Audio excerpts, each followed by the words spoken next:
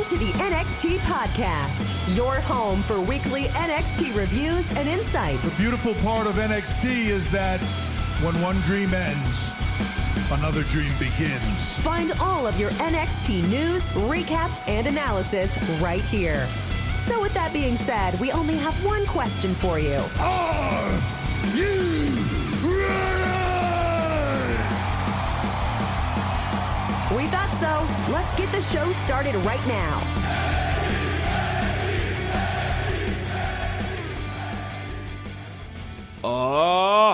Ladies and gentlemen, welcome back to the NXT Podcast. It's great to be back with you. As always, my name is Zachary Smith. I am your host here on this illustrious, award-winning program. I am here every week, same wrestling time, same wrestling channel. Can't get enough of me. You can also find me on Twitter. I am at ZachNXT. That's at ZACHNXT. We're always talking about wrestling and other fun stuff over there. Check us out.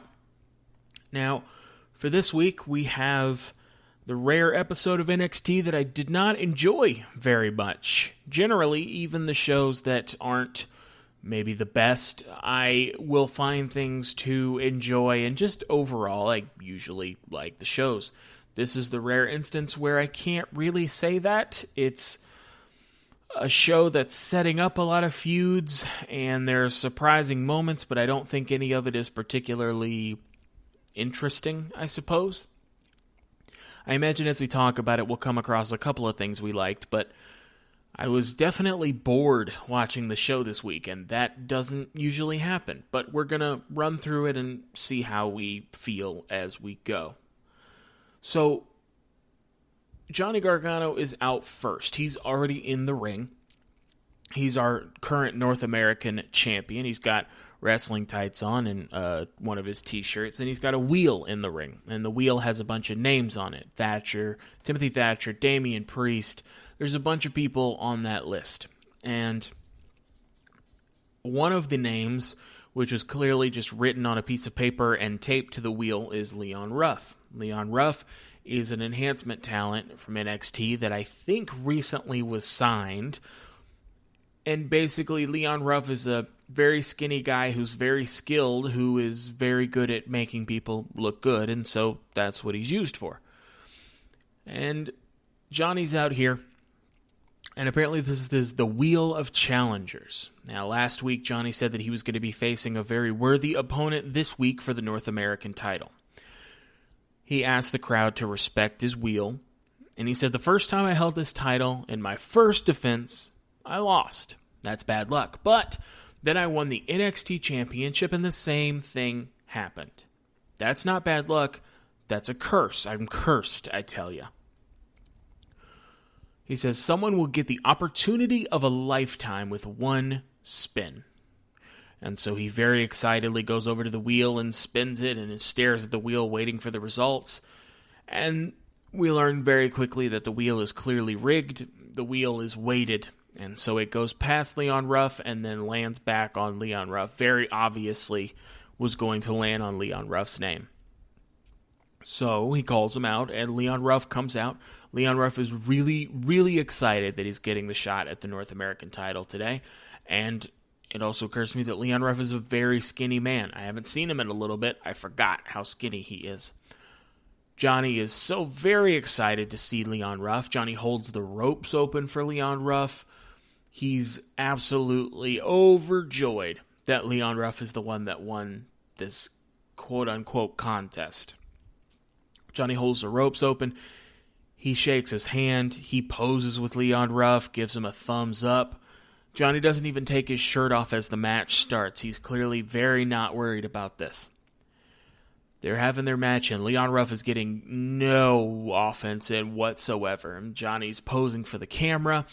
Johnny is so cocky at this point that it goes beyond a heel or a bad guy showing off. It's at this point where I started to feel like we were telegraphing what was going to happen here. But it works with somebody like Leon Ruff because, one, he is a very slight individual, but two, Leon Ruff hasn't won any matches except, I think, one against Austin Theory when they were doing the story that Austin Theory couldn't win matches. So it's believable that Johnny could just completely destroy this guy and move on.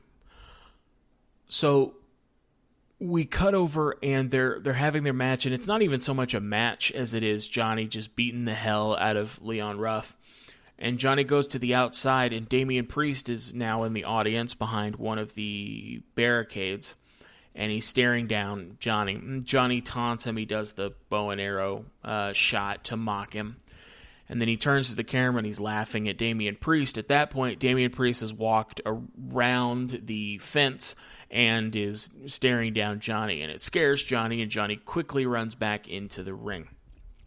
Johnny is very good at being a jerk and then being scared when any kind of consequence is about to show itself.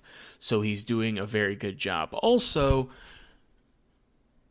this match is not at all competitive, and it doesn't not really have a story at all. And so you almost need Damian Priest, because there's more of a history with Priest and Gargano than there is with Gargano and Ruff. So you almost need Damian Priest out there, because Leon Ruff at no point is going to be a threat to Johnny. Johnny is just much better in the way that he has been presented. So putting Damian Priest out there does a couple things. Helps distract Johnny so that Leon can get the upper hand, and also adds another element to the match that wouldn't otherwise be there. Also helps set up a feud maybe down the road so that they have something to fight about it. More of a personal issue than they already do. So they're both in the ring now, and Johnny, it looks like, is setting up for a super kick. And before he does that, he mocks Damian Priest, and he goes to do his super kick, and Leon Ruff basically dips under it and catches Johnny with a crucifix pin and gets the 3. So he hits the crucifix pin, he pins Johnny in the middle of the ring, and I think that was the only move he hit, and he wins the North American title. It's at this point that I wrote, this is weird. So Leon Ruff is by the entrance ramp with the title. Johnny is freaking out. The ref went to grab the belt, and Johnny tried to grab the belt out of the ref's hands because Johnny's fantastic. So Leon Ruff is by the entrance ramp now with Damian Priest. And Damian Priest, I believe the back is Velcro now, which is weird. So Velcro's the belt to Leon Ruff. Leon Ruff goes to raise his hands, and the belt falls down. Do you get it? He's very skinny. And then they walk to the back, and Leon Ruff almost falls because he still has the belt around his legs, because he's a very skinny man. He can't wear it like a belt, you see. I don't know how I feel about this. I would have been interested to see what kind of response this got if it were in front of a crowd. On one hand, I know that Leon Ruff is a very talented guy, and he's very good at making other people look good. He's always an underdog because you're never expecting Leon Ruff to win a match. And so he's put in this position where Johnny clearly weighted that wheel so that he would get Leon Ruff, saw him as no challenge whatsoever. For the vast majority of the match, Leon Ruff was no challenge whatsoever. But he used his smarts to catch Johnny off guard and win the title. So from that perspective, it's interesting. And I do wonder what kind of connection Leon Ruff would have with the crowd at this point. I mean, we've seen him on TV a good bit now. I don't know that he would have gotten a super reaction from this, other than the reaction that fans will generally have when they're shocked about something they certainly did not see coming. This is also interesting because it continues the narrative with Johnny. Now, the first time he won the North American title, he lost on his first defense. When he won the NXT title, he lost in his first defense. And now, the second time with the North American title, he loses on his first defense. He just won this title from Damian Priest at Halloween Havoc.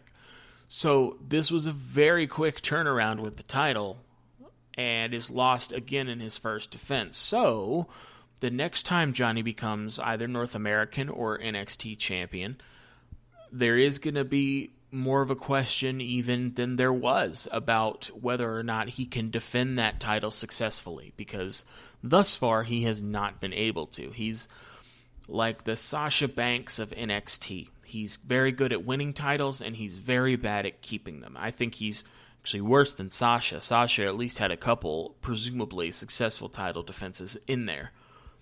So,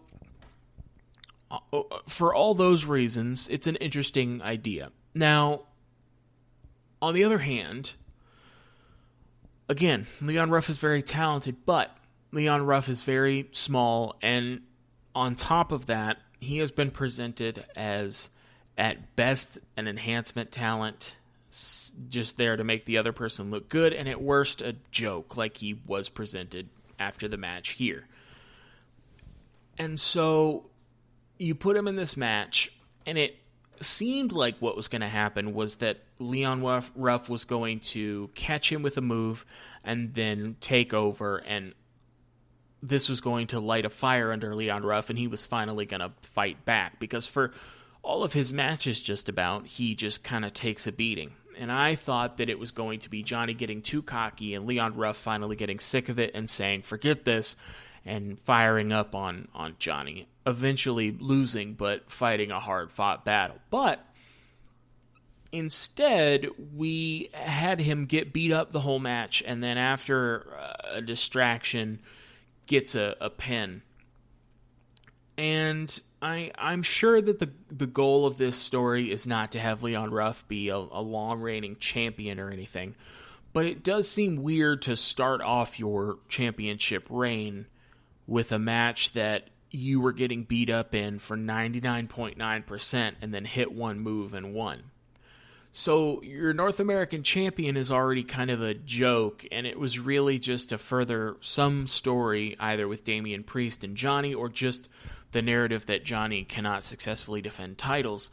And so it doesn't start that title reign off on a good foot. I don't know that Leon Ruff would have gotten a great reception just because of the way that they've used him and the way that he won the title. He could have been, built up and being taken more seriously, but a guy who is that skinny and fulfills the role that he fulfills on NXT, you don't expect him to win the title. And when he does, because of the way he's been presented and because of the way this match was presented, I didn't feel like, oh man, Leon won. Holy crap, that's a shock, that's a surprise, I'm so happy. It was more like, so Johnny lost the title again, and I guess Leon Ruff has it, so his first defense, he'll lose it. And I don't know that that's the reaction they wanted when Leon won. They certainly wanted shock, and they wanted it to look like Leon was going to get his butt kicked, and they succeeded in that. But I don't know how I feel, because on one hand, I think this was stupid, and on the other, I think that it tells an interesting story, maybe, with Leon Ruff, and certainly adds a layer of interest to Johnny's story, and he has something to complain about now. But, I guess we'll see next week where we take it, if they're going to do anything else with this, or if it's just going to be Johnny getting it right back. I'm not sure, but we'll see. Right now, Leon Ruff is just a real skinny dude that happens to be North American champion kind of by accident, and hopefully we get more of a story with it than that, because Leon Ruff is very talented, and I think he could be something for them down the road, but we'll just have to wait and see, I guess. So Leon Ruff is walking to the back, and he's about to be interviewed, and a bunch of people are in the back clapping for him. A bunch of people not wearing masks in a crowd together. That's cool. William Regal, the gentleman that's up there in age, not wearing a mask in a group of people in a company that isn't good at containing COVID. I'm realizing all this as I'm talking because I did not write that down, but it now occurs to me that old William Regal not wearing a mask in a crowd full of people that we've had several COVID outbreaks. That's cool. That's probably not the smartest. But everybody's clapping for him. Damian Priest congratulates him, and he says, however, Johnny's going to come through that curtain, and he's going to be pissed off, so you need to not be here. And for some reason, Damian Priest gives Leon Ruff the keys to his car and tells him to get out of here. So Leon Ruff runs out, and a few seconds later, Johnny comes through the back. I don't know why Damian Priest would give Leon Ruff his car. It seems like you could offer to give him a lift, or you could just tell him to get out of here, and he could just do that. It's weird to give Leon Ruff your car. Also, Leon Ruff, although he is an adult, does not look old enough to drive a car because he's very small. But Leon Ruff runs off, presumably drives off, and then Damian Priest and Johnny get into it a little bit. During the scuffle, Johnny is arguing with William Regal, and he said, "That doesn't count. It was stupid. That was a stupid idea." And Damian Priest yells, "It was your idea."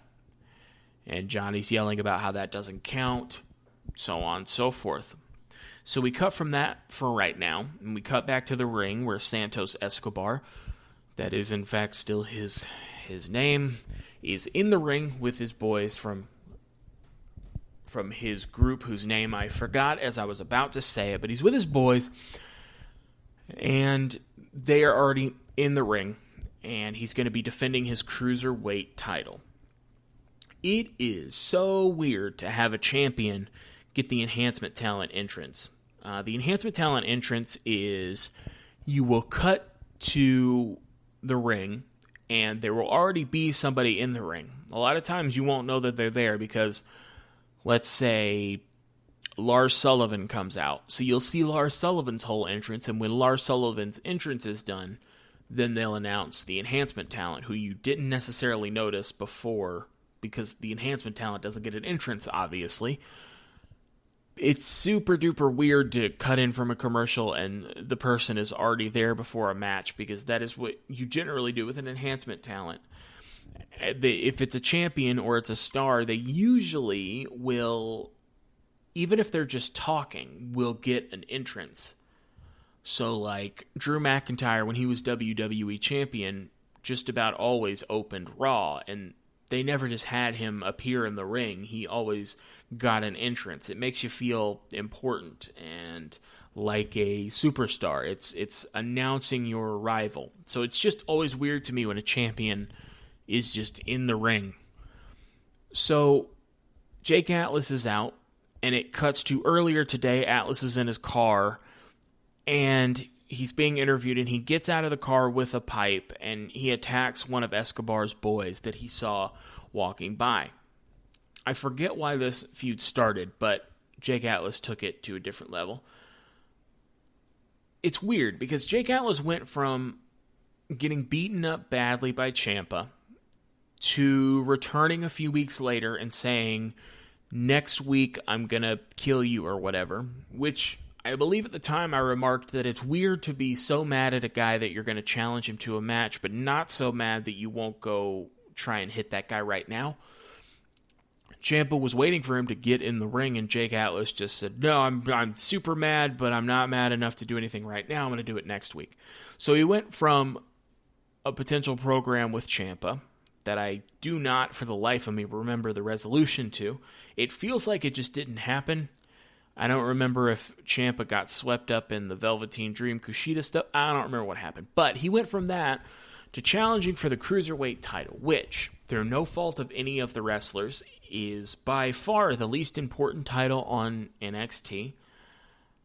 I only cannot say in the company because the 24/7 title exists, and it's really just an excuse for R-Truth to do quote-unquote comedy on Raw. And R-Truth is actually very funny, but the careful how I say this, character that they have him portray is at worst offensive and at best mildly entertaining. So that's the least important title, and just above that is the Cruiserweight title. And again, that is not the fault of Santos Escobar or Isaiah Swerve Scott or Jake Atlas or anybody. It's just that NXT does not value that title the same way they do the North American or NXT or women's titles or tag titles. And that's fair because it's essentially just a remnant of a division that really doesn't stand out. The cruiserweights, for example, in WCW, were cruiserweights in the land of giants. So in the main event, you would have Kevin Nash versus Scott Hall, just two big lumbering dudes. Well, one big lumbering dude and a guy who was good to very good in the ring, depending on who you ask. But opening the show, you would have a Rey Mysterio versus Eddie Guerrero. So they were very fast-paced, they had very cool moves and very fun matches, and it was a stark contrast to the main, quote-unquote, main event style. So the main eventers would never let the Cruiserweights into the main event, but a lot of people, like myself, watched for the Cruiserweights because that's where the really fun matches were. In WWE, they started with a Cruiserweight tournament, which was great because it was high octane, but then they had 205 Live, and 205 Live was just going to be after SmackDown, which is like having the opening act go on after the main event. And then nobody really cared, and then it slowly became obvious that the Cruiserweights don't work a different style anymore. Most of the people on Raw or SmackDown are smaller, quicker dudes who wrestle a Cruiserweight style, so they don't feel special. So because of all this, NXT doesn't put the same amount of importance behind that championship. And honestly, I don't blame them. I don't feel like you need a Cruiserweight championship because this match would not have been any different without the Cruiserweight title.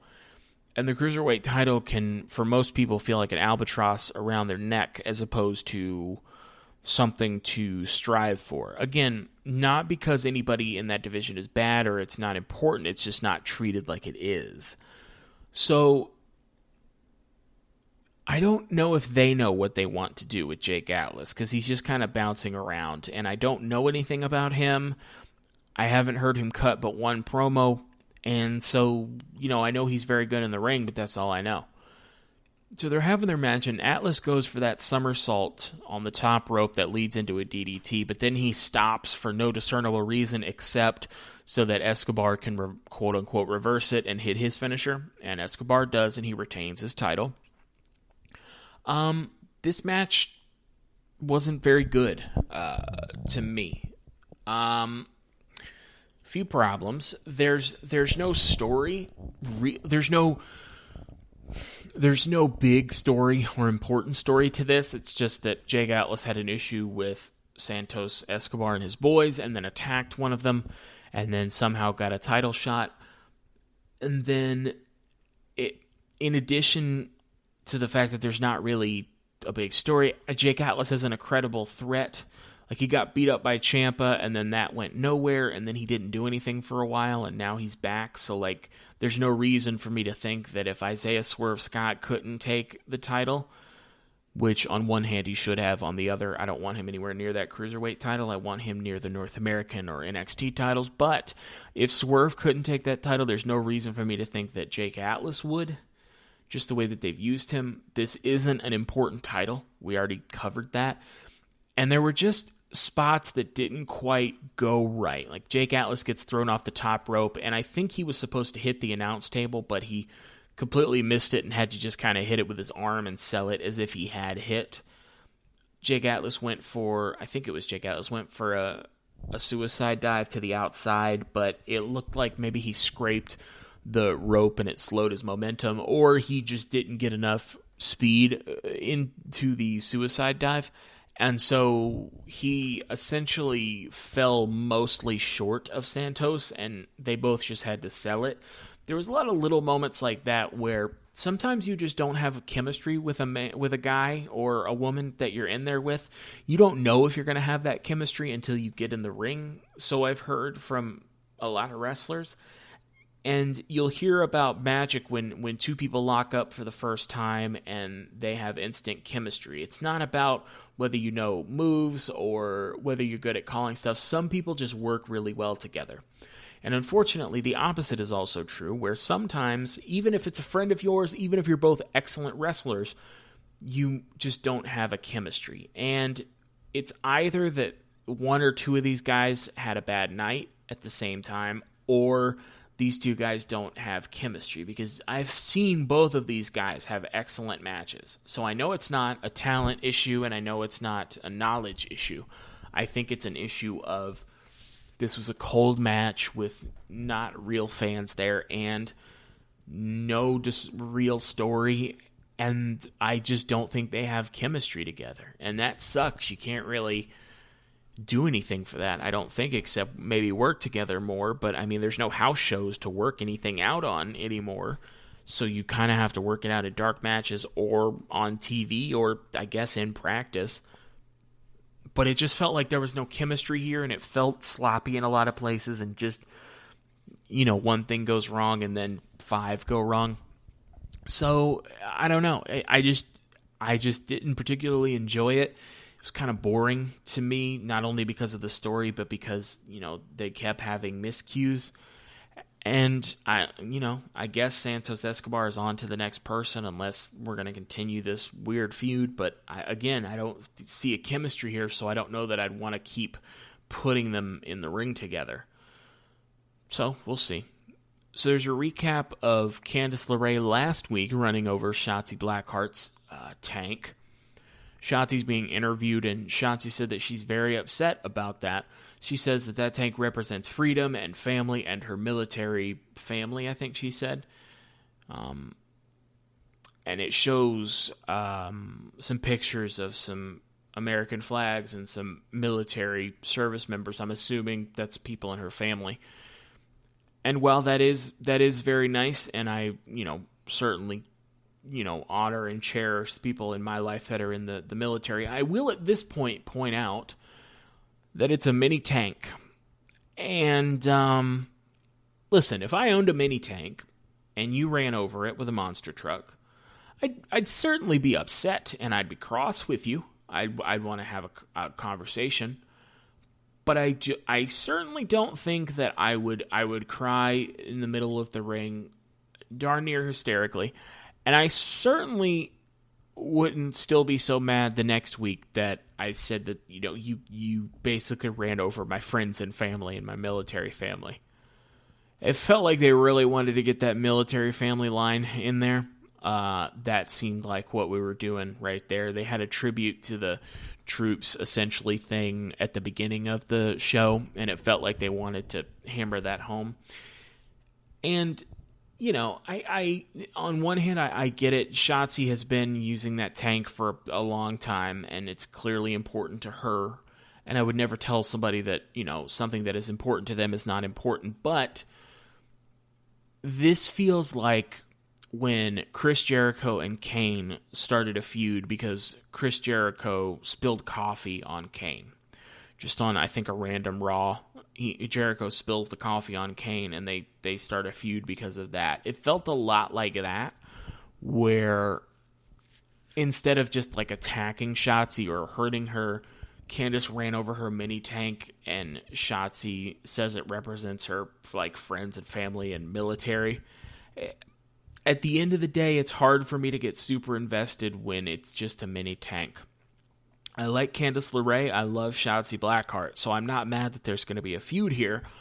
And I certainly will cross my fingers and hope that, this feud gets more and more personal. But I certainly will not forget that it started because a mini tank was run over by a monster truck.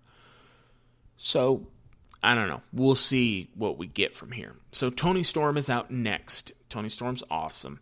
And then after that, Candice LeRae is out. This is a weird setup because you just played the recap of Candice running over the tank and then Shotzi being interviewed, basically saying, I'll see you soon. But now it's Candice LeRae versus Toni Storm. And I'm now so very sure, because I've watched WWE for a lot of years, I'm so very sure that at some point Shotzi Blackheart is going to interfere or be involved at some point in this match now. It's weird to put those two things right next to each other. So they have an alright kind of match. It's clearly just a setup for something. And Candice wins by hitting a roll-up pin on Toni Storm and puts her feet on the ropes to get a dirty win over Toni Storm. Toni Storm already feels like less special. When she first was coming into NXT, it felt like, oh man, here we go. And then she had a match with Shotzi that was interrupted by a tank being run over. And this week she has a match with Candice, and she loses, and it wasn't a clean loss, certainly. So, there's that. But boy, Toni just feels like one of the women now instead of like a standout. And I don't mean to say, oh, they buried her or anything like that. That's silly. But boy, oh boy, she just doesn't feel as special. Same thing happened to Ember Moon, but I kind of expected that with Ember Moon because that's what happened the last time. We remember Ember Moon very fondly, as we should, but that last feud, if you can call it that, with Asuka really... It established that Asuka was an A level and everybody else was at best a B level, and part of the problem with that is that it makes people not feel special. And that's where Toni's at right now. Toni is beyond talented enough to come back from that and be back better than ever. So I'm not worried about it. It's just that was my first thought when she lost. So Toni Storm starts beating up Candice after the loss for cheating, but that dumb Grim Reaper comes in, and now it's clearly a woman, because now the real person is under the hood. Fun fact about wrestling, if you ever see some mystery man or woman in a mask or an outfit that is meant to obscure someone's identity, up until the moment that person is unmasked, the person under that outfit is not the real person. So, like, this person was somebody else. When Mickie James had that dumb outfit on with Alexa Bliss and whoever it was, that was not her for a lot of the time. When Ric Flair was revealed as the Black Scorpion against Sting, all the weeks leading up to that, it was not Ric Flair under there. This was not Indy Hartwell under the Grim Reaper mask the whole time. It's just a funny little detail, and it's funny to go back and watch when you see a masked person and realize that was totally not the person that I see in front of me. It's not a bad thing, it's just a funny thing.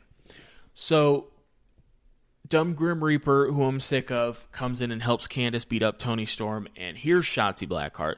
Shotzi runs in and beats on Candice for a minute and kicks the Reaper until the Reaper helps Candice take over, and the Reaper and Candice beat down Shotzi for a minute, and the Reaper takes off her mask, and obviously it's Indy Hartwell, obviously. Few problems. One, this was played like a surprise.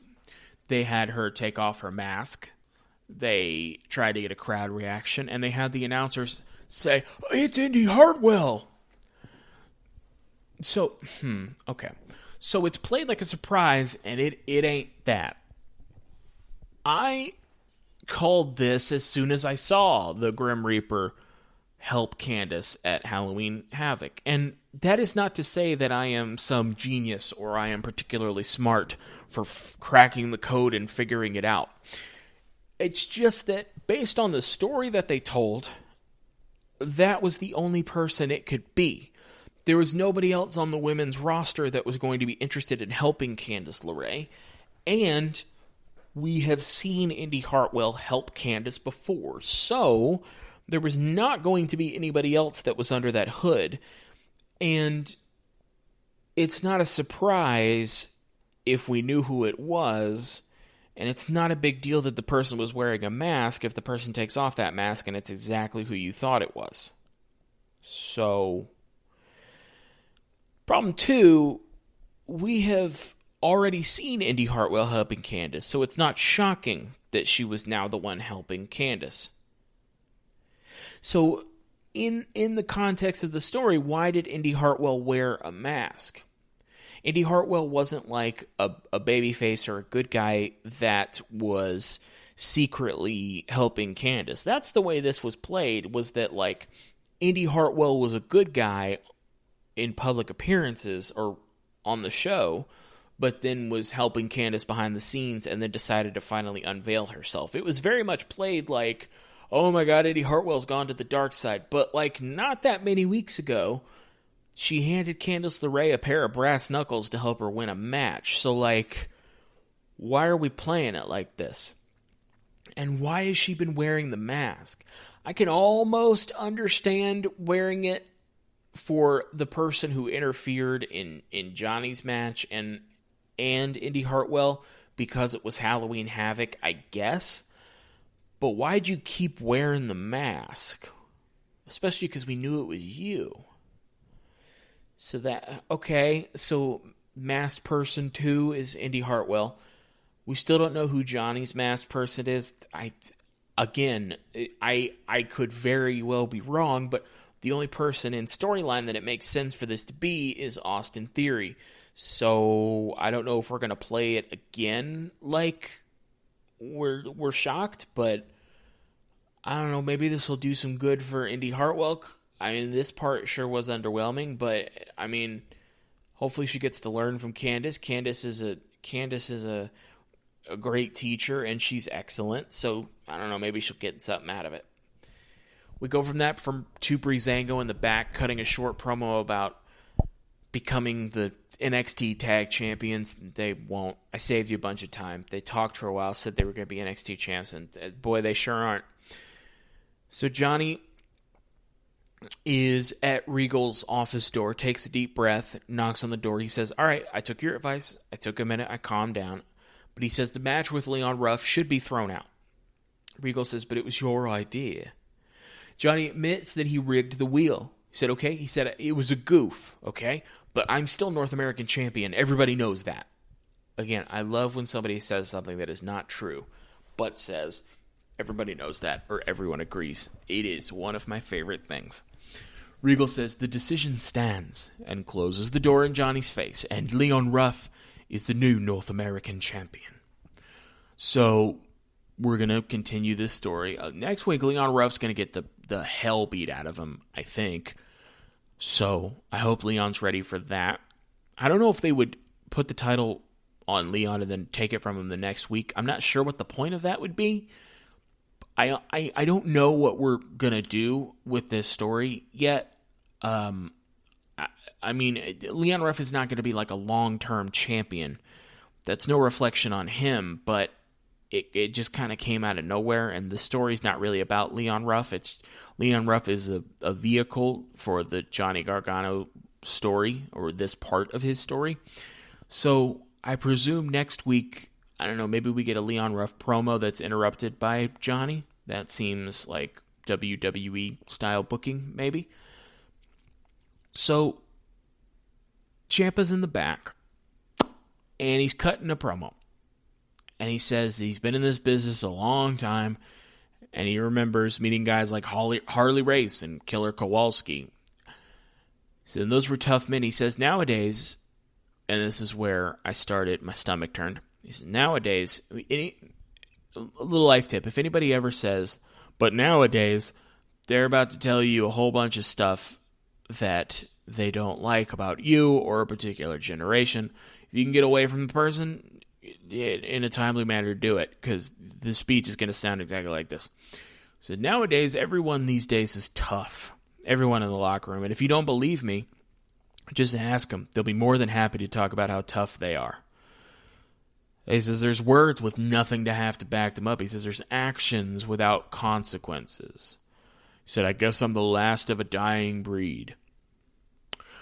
Little life tip. If anyone ever tells you that they are the last of a dying breed, you also need to get out, because they're either like a douche or they are mad that this generation isn't exactly like their generation and therefore it's worse, or sometimes they'll be racist. You got to look out for that when somebody says they're the last of a dying breed. It's whichever one it is, it's not good. He said this culture of 2020 in the locker room is going to change. And Ciampa is that change. Ciampa gets up all quick like he's mad and like kicks the chair as he gets up for no reason. This sounded exactly like an old dude complaining and doing a back in my day speech, because this generation didn't do things exactly the way I did, and they have technology I didn't have, and therefore this generation is lazy and doesn't work hard and doesn't have any problems. I had problems. Why don't they have problems? Chances are they have problems too. They just don't share them. and they don't yell at other generations who can't control when they were born or the technology they have access to. But because they have more resources, that my generation had to fight for everything we had. Cool, man. Cool. So, I mean, he does this dumb speech complaining essentially about millennials in the locker room, and it didn't lead anywhere. It made me not want to listen to him. It wasn't even heat. I didn't hate him. I just was like, oh, shut the word I can't say up. What are we doing? Like, is this a new gimmick we're doing? Like a back in my day Ciampa? Because I'd love to stop it before it starts. It didn't lead anywhere, so I don't know why we did it. It wasn't even aimed at anybody in particular. Just whoever. So I can assume that Ciampa wants to work with young guys and put them over and help teach them and stuff. But boy, oh boy, is it dumb and not fun to start it off as making him a back-in-my-day guy. Whatever. There's a video package for Rhea Ripley and Io. Shows Rhea losing the NXT Women's title to Charlotte Flair at WrestleMania, which, to recap, was a terrible idea. And 2 months later, it shows Io winning the NXT Women's title. Boy, oh boy, that Charlotte Flair reign seemed a lot longer than 2 months. I was very surprised that it said 2 months because it felt like forever. And Io says that it took Rhea until now, essentially, to get over losing that title. She says she doesn't look back. She just plows forward. And apparently, next week, the NXT Women's title will be defended. Io's defending against Rhea Ripley. Okay, that's a hell of a match to give out just on TV, but I dig it, and it was a great video package. Both these ladies are badasses, and I'm excited to see that match. This is the match that we should have gotten for the women's title the first time. Just didn't need Charlotte Flair there. She wasn't even the one that took the pin. Rhea did, so I don't understand why she needed to be involved. So I'm excited to get to see this match. I've said that I think Rhea Ripley is the person that's going to take the title from Io. We're at the point where if you take the title off of Io, I'm not going to cry that it was too soon. But if you keep it on her, I'll completely understand because she is doing awesome and her reign almost feels timeless. Like, I can't pin down exactly how long she's been champion, but I know she's been great the whole time. And last, we have Pat McAfee's group coming out. Him, Pete Dunne, Oney Lorcan, Danny Burch. I'm going to be honest with you here. I skipped a lot of this. Here's the thing. Pat McAfee is excellent on the microphone. Oney Lorcan and Danny Burch are hilarious and very good as backups. And Pete Dunne is very intimidating and very cool and very ripped. But I'm noticing a trend starting maybe a week or two ago where they like Pat McAfee the way he talks so much that they tend to give this group a lot of time. And it's kind of been a one-note group thus far. The Undisputed Era, fake praise on them. We killed them. Now we're the best. And I can only hear you tell me that so many times before, like, I don't necessarily want to listen to you tell me about it again. So, like, again, this group is fantastic, but I don't want to watch, 10 minutes of them talking. So I didn't. So we have Lorcan and Burch against Breezango, and what do you know? Burch and Lorcan win, and then there's a brawl, and the McAfee group comes out on top, and they all have big grins on their faces as they pose strong. So presumably at some point we're going to get Undisputed Era coming back to challenge McAfee's group here. I don't know if they have an official name yet, but that should be fun. There's a lot of great wrestlers in that group, and there's a few great talkers as well. So I'll be excited to see a War of Words with McAfee and Adam Cole, presumably, and I'll be excited to see all these dudes match up because there's no weak link in wrestlers in these groups. Maybe Pat McAfee just because he's very green and very new at wrestling, but there's no weak links in terms of the wrestlers in either of those groups, so I'm excited. But that was the end of the show, which means it's just about the end of this show. Again, I didn't love this episode. I just felt like The one surprise we got left me feeling 50-50, and there was just a lot of nothing on this show. The Ciampa stuff left a bad taste in my mouth. Candice and Shotzi's a super weird start. Santos Escobar on the Cruiserweight title, I don't know. It just wasn't for me. But we have an NXT Women's title match next week, and we should have a better show then. So, whatever you thought of NXT, let me know. Again, at ZachNXT, at ZACHNXT. I want to hear what you thought about the show this week. Am I right? Am I crazy? Do I need to shut up because this episode was great? You could let me know over there. But next week, same day, I'll be watching NXT and I will report back how it went. In the meantime, that means my time is up. I have been Zach Greasmith. You have been fantastic as always. Thank you very much for listening.